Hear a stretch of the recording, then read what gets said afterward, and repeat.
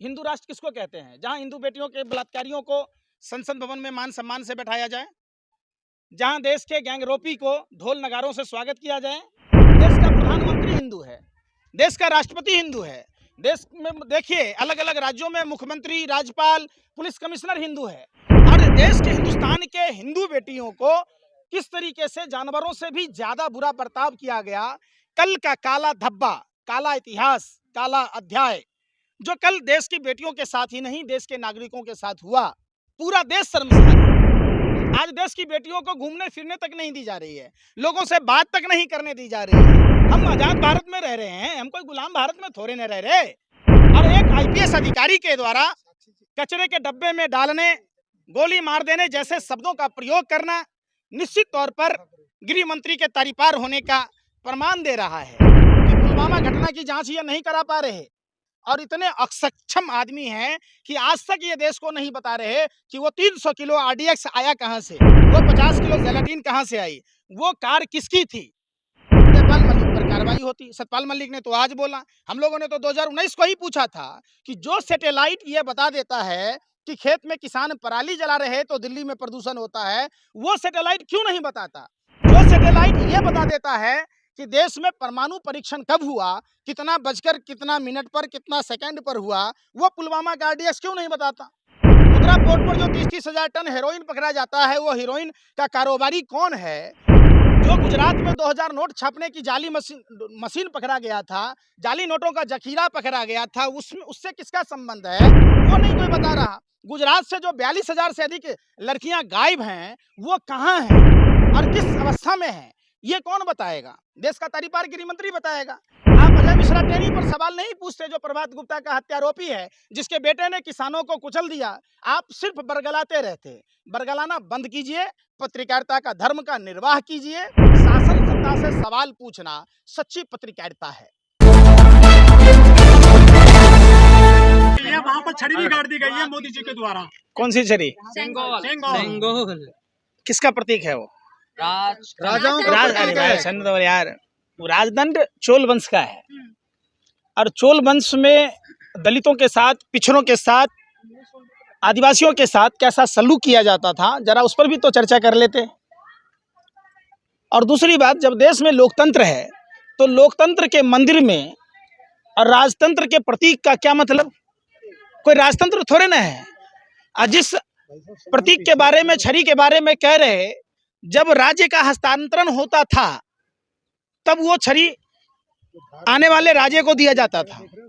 तो क्या नरेंद्र मोदी जी इससे पहले राजा नहीं थे, यहाँ के प्रधानमंत्री नहीं थे? आप बताओ। ये सरासर देखिए माइंड डाइवर्ट करने की कोशिश की गई। माइंड डाइवर्ट करना इसलिए कि जिस तरीके से धार्मिक अनुष्ठान किए गए और धार्मिक अनुष्ठान के बहाने जिस तरीके से देश के प्रथम नागरिक महिला राष्ट्रपति का अपमान किया, वो पूरा देश के सामने है। आपको उस पर चर्चा करनी चाहिए थी कि आखिर क्या कारण है कि आदिवासी महिला राष्ट्रपति को संसद भवन में जाने तक नहीं दिया गया। तो यह सबसे बड़ा सवाल है। निमंत्रण तक नहीं दिया गया, उद्घाटन कराना तो दूर की बात थी। दूसरी बात, आपने देखा होगा बहुत सारे साधु संत पंडितों को बुलाया गया। कहावत है कि पोथी पढ़ पढ़ जगमुआ, पंडित भया न कोई, 2.5 अक्षर जो प्रेम का पढ़े वही पंडित होए। तो वहां एक तो देश के प्रथम नागरिक, देश के महिला राष्ट्रपति का अपमान हुआ। दूसरा, हिंदू धर्म शास्त्रों में यत्र नारेस्तु पूज्यन्ते रमन्ते तत्र देवता, जहां नारी की पूजा होती है वहां देवताओं का वास होता है, जहां नारियों का अपमान होता है वहां राक्षसों का वास होता है। एक तो महिला राष्ट्रपति का अपमान, संविधान का अपमान, आर्टिकल 79 का अपमान, और दूसरा उस तिरंगे का अपमान। आखिर किसके आदेश पर देश के पहलवान बेटियों के साथ बदसलूकी की गई, तिरंगे को जमीन पर लौटाया गया, तिरंगे का अपमान किया गया, तो इस पर सवाल होना चाहिए। जो काम मोदी जी करें वो अपमान ही हो जाता है आपकी नजर में सब। आप रोटी खाते हो या गोबर खाते हो, मैं पूछ रहा हूँ। अरे झंडा जमीन पर लौटा हुआ था। मैं पूछ रहा हूँ भाई साहब, आप नाराज क्यों हो रहे? आप तो ऐसे बिलबिला रहे हैं जैसे कुत्ते की पूंछ पर किसी ने मिट्टी का तेल डाल दिया हो या पैर रख दिया हो। आप बिलबिलाओ नहीं ना। मैं पूछ रहा हूँ कि देश की पहलवान बेटियों को ये संसद किसके लिए है? संसद देश के नागरिकों के लिए है। नागरिकों, अरे भाई सुन दो बार सुन रहे, अरे बेशर्मो, बिल्ली से भी ज्यादा रास्ता काट रहे हो, सुन तो लो। 143 करोड़ आबादी देश में है, उन 143 करोड़ का अपमान है। जिस तरीके से संसद भवन के उद्घाटन के दिन सुबह में उद्घाटन हुआ, उसके बावजूद जब देश की महिला खिलाड़ियों के समर्थन में देश भर से आए हुए लोगों को रोका गया, महिला पंचायत करने से रोका गया। आप कहाँ दबक रहे थे कल? पूरे दिन दिखाई नहीं दिए। आप घर में डूबे होंगे इसलिए ना दिखाई दिए। मैं कल गाजीपुर में भी था, जनपद में भी था, जंतर मंतर पर भी था।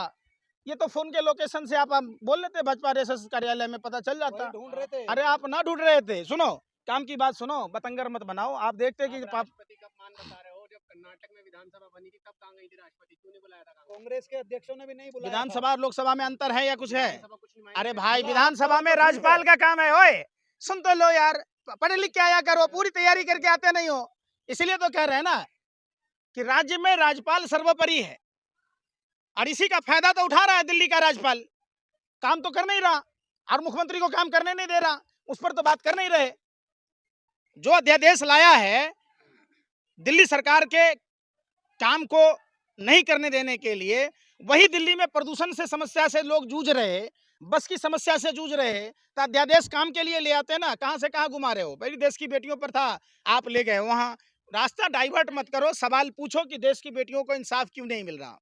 और अस्थाना नाम का एक रिटायर्ड आईपीएस अधिकारी जिस तरीके के भाषा का इस्तेमाल किया, आप उस पर चुप हैं, आप नहीं उस पर सवाल पूछ रहे। हिंदू राष्ट्र मांगा था, वही तो चाहिए था आपको।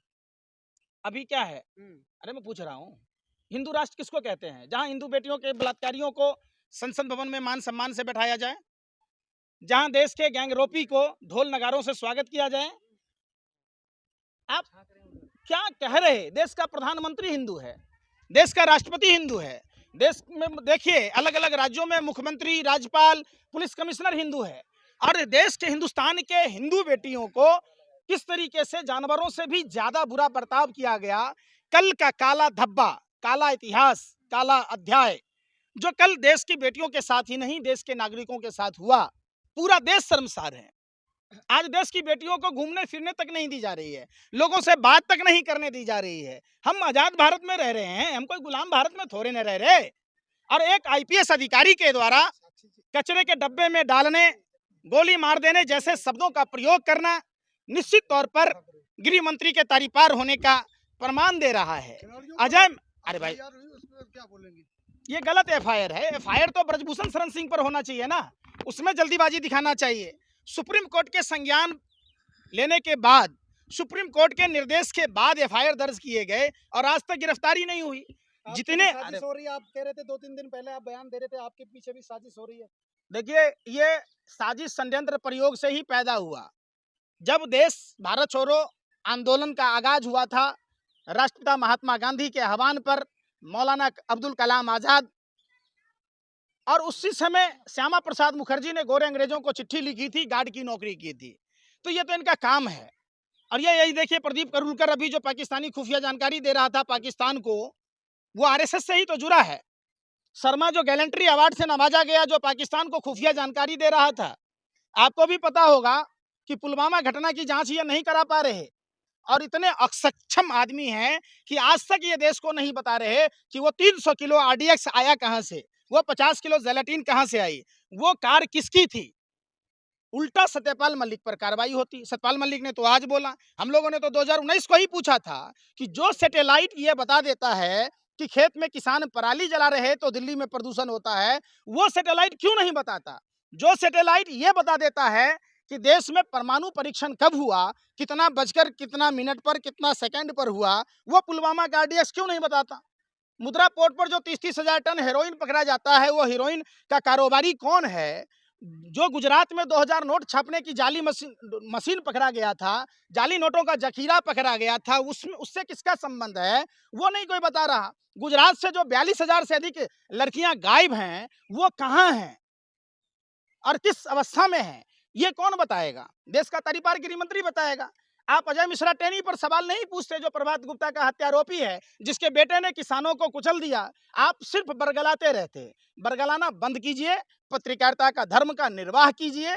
शासन सत्ता से सवाल पूछना सच्ची पत्रकारिता है जो सरकार में है, और जनता की आवाज बनकर सवाल पूछना पत्रकारों का काम है। तो हमारे उम्मीद से आपका भी धर्म यही है, जो पत्रकारिता का धर्म है। आप सरकार साधु सन्यासियों को सम्मान दिया गया संसद बुला करके, कैसे देखेंगे?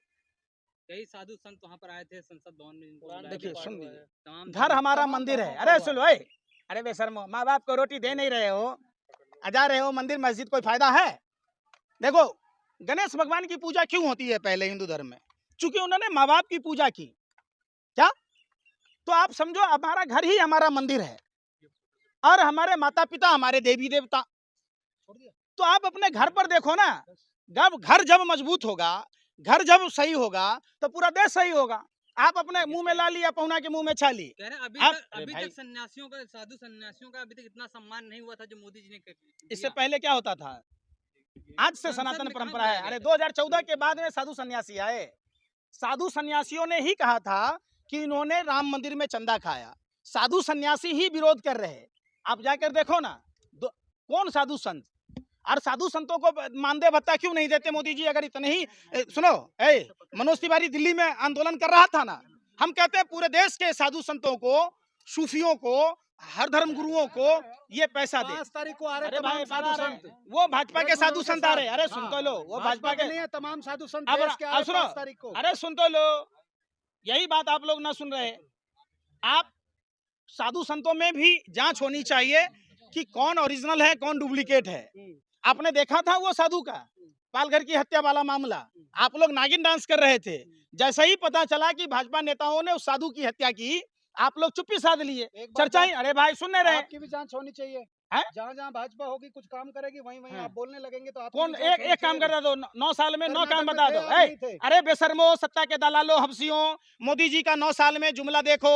2 करोड़ युवाओं को रोजगार देना, हर सांसद 5 गांव आदर्श बनाना, 100 स्मार्ट सिटी बनाना, रुपया को डॉलर के बरोबर करना, आंखें लाल करके दिखाना, ये सब तमाम मुद्दे बताओ ना। तुम क्यों ना बताते हो?